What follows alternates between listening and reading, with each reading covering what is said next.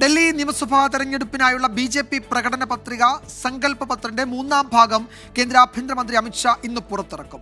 ചേരികളിലെ പ്രശ്നങ്ങൾ ചൂണ്ടിക്കാട്ടി വീണ്ടും അരവിന്ദ് കെജ്രിവാൾ രംഗത്തെത്തി. തുടർഭരണം ലഭിച്ചാൽ ചേരികളിലെ മാലിന്യ നിർമ്മാർജ്ജന പ്രവർത്തനങ്ങൾ പൂർത്തിയാക്കും എന്നാണ് അരവിന്ദ് കെജ്രിവാൾ പറയുന്നത്. 300 യൂണിറ്റ് സൗജന്യ വൈദ്യുതി, ശുദ്ധജല പദ്ധതി, യുവാക്കളെ ലക്ഷ്യമിട്ടുള്ള പ്രത്യേക പദ്ധതികൾ തുടങ്ങിയ വമ്പൻ പ്രഖ്യാപനങ്ങൾ സങ്കല്പ പത്രികയുടെ 3ാം ഭാഗത്തിൽ ഇടം പിടിച്ചേക്കും. പ്രകടന പത്രിക പുറത്തിറക്കിയതിന് പിന്നാലെ BJPക്കായി രജൌരി ഗാർഡനിലെയും ശ്രീനഗറിലെയും 2 റാലികളിലും അമിത്ഷാ പങ്കെടുക്കും. യമുനയിലെ മാലിന്യം BJP വീണ്ടും ചർച്ചയാക്കുകയാണ്. അരവിന്ദ് കെജ്രിവാളിന്റെ കട്ടൌട്ട് യമുന നദിയിൽ മുക്കി ന്യൂഡൽഹി BJP സ്ഥാനാർത്ഥി പർവേശ് വർമ്മ കേജ്രിവാളിനെ പരിഹസിച്ചു.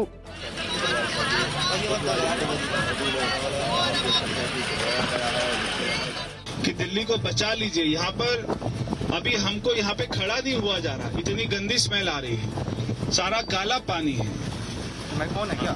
तो अगर हमें दिल्ली को बचाना है तो 5 तारीख को, और ये व्यक्ति ने कहा था कि मैं यमुना को साफ करूंगा, 11 साल हो गया, यहाँ पर 8,000 करोड़ रुपया कहाँ चला गया, अरविंद केजरीवाल ने कहाँ खर्च कर दिया, किसी को नहीं मालूम।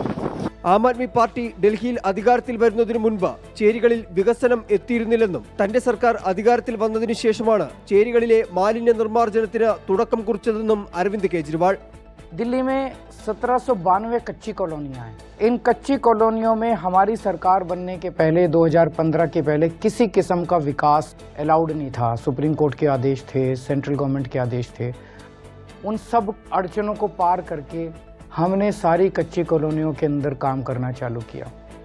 पिछले 10 साल में लगभग सभी, कुछ कॉलोनियां रह गई हैं, लगभग सभी कॉलोनियों में हमने सीवर की पाइपलाइन डाली है, नई पाइपलाइन डाली है, बहुत बड़े स्तर के ऊपर. ലോക്സഭാ തെരഞ്ഞെടുപ്പിൽ ഡൽഹിയിൽ ഇന്ത്യ മുന്നണി നേരിട്ട പരാജയത്തിൽ കേജ്രിവാളിനെ പഴിച്ച കോൺഗ്രസും രംഗത്തെത്തി.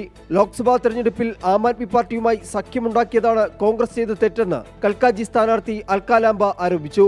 24 ഡൽഹി.